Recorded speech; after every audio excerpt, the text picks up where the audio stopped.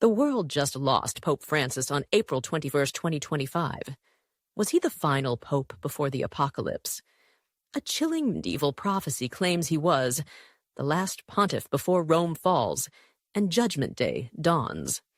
Some say the end is coming as soon as 2027. Is this ancient text a divine warning or a cunning hoax spun for power and politics? Buckle up as we dive into this spine-tingling mystery that's gripping hearts across America and beyond. The eternal city of Rome, bathed in the soft glow of an April sunset, has seen empires rise and fall. Its 7 hills, crowned with ancient ruins and majestic basilicas, stand as silent witnesses to history. But on April 21st, 2025, Rome froze in mourning. Pope Francis, the beloved Jesuit from Argentina, passed away at 88, succumbing to double pneumonia. Cardinal Kevin Farrell broke the news at 7:35 a.m., his voice trembling. The Bishop of Rome has returned to the Father. Just a day earlier, Francis, frail but defiant, blessed the faithful from St. Peter's Basilica during Easter celebrations. His death wasn't just a loss for Catholics. It reignited a 900-year-old prophecy that's sending shivers down spines, especially among America's faithful over 55, who've seen enough of the world's turmoil to wonder, is this the beginning of the end? The prophecy of the popes, or Prophetia Sancti Malachiae, is a cryptic manuscript first published in 1595, attributed to Saint Malachy, a 12th century Irish archbishop, known for miracles and visions. This enigmatic text lists 112 Latin phrases, each supposedly describing a pope from Celestine II in 1143 to the present. The final, haunting line reads, "In the last persecution of the Holy Roman Church, Peter the Roman will reign, feeding his flock amid many tribulations, after which the city of 7 hills will be destroyed. And the dreadful judge will judge the people, the end." For millions, Rome's fall signals the apocalypse, and with Francis gone, the question looms, was he the last pope, or is Peter the Roman next? Francis, born Jorge Mario Bergoglio, was the 112th pope in the prophecy's count. His 12-year reign, marked by humility, calls for peace, and a focus on the poor resonated deeply with Americans, especially older Catholics, who admired his compassion in a fractured world. But now, his death has thrust the prophecy into the spotlight. Some believers see him as Peter the Roman, pointing to his symbolic role as a rock, like the Apostle Peter. Others await a new pope who might take the name Peter, ushering in the final days.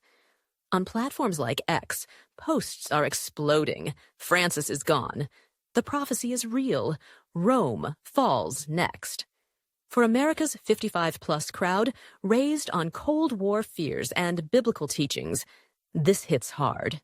A reminder of the Book of Revelation's warnings about the end times. Skeptics, though, call the prophecy a fake, cooked up in the 16th century to sway Vatican politics. Historians note the predictions are eerily accurate up to 1595, but grow vague afterward, suggesting a clever forgery. Yet Francis's death, amid global chaos, wars, climate disasters, division, feels too coincidental for many. Could this be the moment the prophecy foretold? As America's older generation, who've weathered decades of change, grapples with this question, the stakes feel higher than ever. The news of Francis's passing hit like a thunderbolt. Cardinal Farrell, speaking via the Vatican's Telegram channel, described a pope who fought to the end. Despite chronic lung issues, Francis insisted on leading Easter Mass, blessing thousands from St. Peter's balcony, and even meeting Vice President J.D. Vance. His final words to the crowd, "Keep hope alive," echoed his lifelong mission. For America's seniors, many of whom followed his papacy through EWTN or Catholic radio, Francis was a beacon of stability in turbulent times. His death, on the heels of Easter, carries a weight that's hard to shake, especially with the prophecy looming. The prophecy of the popes is a puzzle wrapped in mystery. Each Latin phrase, like a riddle, seems to hint at a pope's identity or reign. John Paul II, for instance, was tied to De Labore Solis, from the labor of the sun, evoking his tireless global travels. Benedict XVI got Gloria Olivae, glory of the olive, linked to his peacemaking efforts. Francis, though, has no clear phrase, just the ominous mention of Peter the Roman. This ambiguity fuels debate. On X, users speculate wildly. Francis was the last. The next pope is Peter, and 2027 is doomsday. American retirees, many glued to Fox News or scrolling Facebook, are eating it up, sharing posts that tie the prophecy to everything from Middle East tensions to California wildfires. For older Americans, especially those in Bible Belt states, the prophecy taps into a deep well of faith and fear. Raised on sermons about the rapture and Armageddon, they see Francis's death as a potential sign. Catholic and Protestant alike, they're drawn to the prophecy's drama, Rome's destruction, the final judgment. Yet the Bible itself warns against such predictions. Matthew 24:36 states, "No one knows about that day or hour, not even the angels in heaven, nor the Son, but only the Father." This verse, familiar to churchgoers, urges caution, but human nature craves answers. Francis's passing, so close to Easter, feels like a cosmic signal to many. The prophecy's allure isn't just spiritual, it's cultural. It's inspired thrillers like Dan Brown's Angels and Demons, which older Americans devoured in book clubs or watched on DVD. Hollywood's obsession with Vatican conspiracies resonates with a generation that grew up with The Exorcist and The Omen. For them, the prophecy is more than a relic. It's a lens to view a world that feels increasingly unstable. Who was Saint Malachi, the man behind this chilling forecast? Born in 1094 in Ireland, he was a reformer and mystic, said to heal the sick and glimpse the future. Legends claim he saw a vision of every pope while visiting Rome, scribbling his cryptic phrases as divine revelation. But there's a catch. No record of the prophecy exists before 1595, and Malachi's biography, written by his friend Bernard of Clairvaux, mentions no such text. Scholars smell a rat, suggesting the prophecy was forged during the Reformation to prop up a papal candidate. The phrases are uncannily spot on until 1595, then turn murky, supporting the hoax theory. Still, the prophecy endures, fueled by humanity's obsession with the end. In the 19th century, as Europe faced revolutions, it resurfaced, with interpreters linking phrases to popes like Pius IX, Crux de Crucis, cross from the cross. Today, Francis's death has supercharged its relevance. On X, posts scream, "The prophecy predicted this. Peter the Roman is next." For America's 55-plus crowd, who've seen assassinations, 9/11, and pandemics, this feels like another chapter in a long saga of uncertainty. Many, retired and reflective, spend hours online debating whether 2027, pegged by some as the apocalypse year, will bring the end. Rome, with its ancient Colosseum and Vatican spires, remains a symbol of endurance. But the prophecy paints its doom in vivid strokes. Francis's death, so sudden yet so symbolic, makes that vision feel closer. The Vatican is already preparing for a conclave, set to begin in 15 to 20 days. With 80% of the cardinals appointed by Francis, the next pope will carry his legacy. But will he take the name Peter? For older Americans, many of whom pray the rosary or attend Mass weekly, this question is more than academic. It's personal.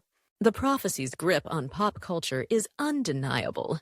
It's fueled novels, movies, and TV shows that older Americans love, from The Da Vinci Code to Netflix's The Two Popes. For a generation that flocked to left-behind books or tuned into televangelists, the idea of a final pope resonates deeply. On Facebook, groups for Catholic seniors buzz with theories. Francis's death fulfills Malachi's vision, or it's all a myth, but it makes you think. Even non-Catholics, raised on Billy Graham revivals, see parallels with biblical prophecies like Daniel or Revelation. The Vatican, predictably, dismisses the prophecy as apocryphal. Theologians point to Matthew 24:36, urging believers to focus on faith, not dates. But that hasn't stopped the frenzy. In America, where end times talk is a cultural staple, Francis's death has sparked a wildfire of speculation.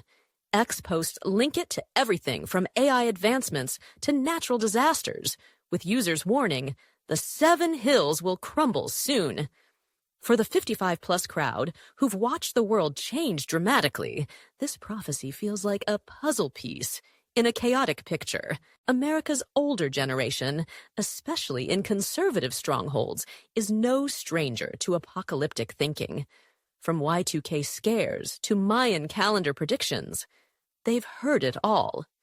But Francis's death, tied to a prophecy that's outlasted centuries, hits differently.